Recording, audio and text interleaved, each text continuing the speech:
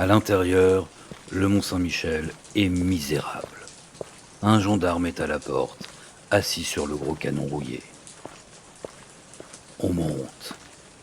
C'est un village immonde où l'on ne rencontre que des paysans sournois. Des soldats ennuyés et un aumônier tel quel.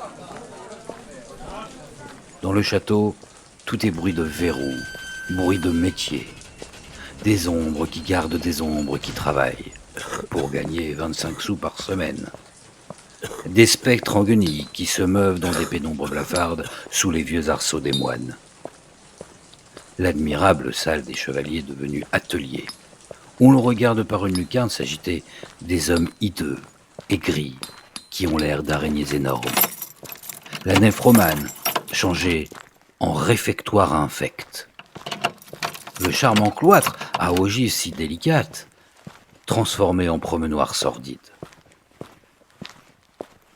Partout l'art du XVe siècle, insulté par le stage sauvage du voleur.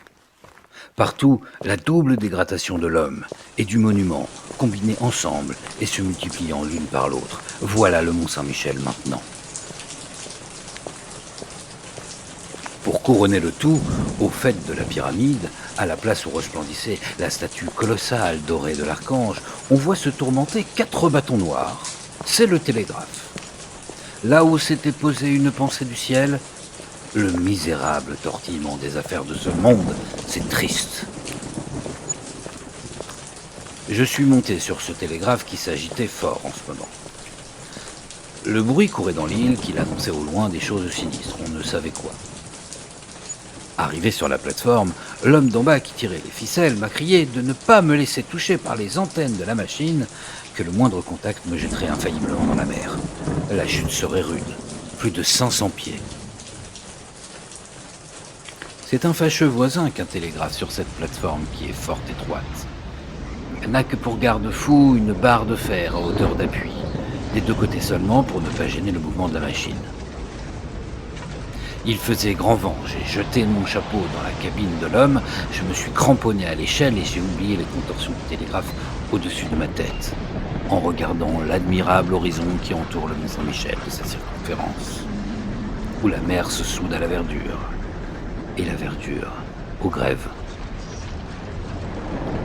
La mer montait à ce moment-là, au-dessous de moi, à travers les barreaux d'un de ces cachots qu'ils appellent les loges, je voyais pendre les jambes d'un prisonnier qui, tourné vers la Bretagne, chantait mélancoliquement une chanson bretonne que la rafale emportait en Normandie.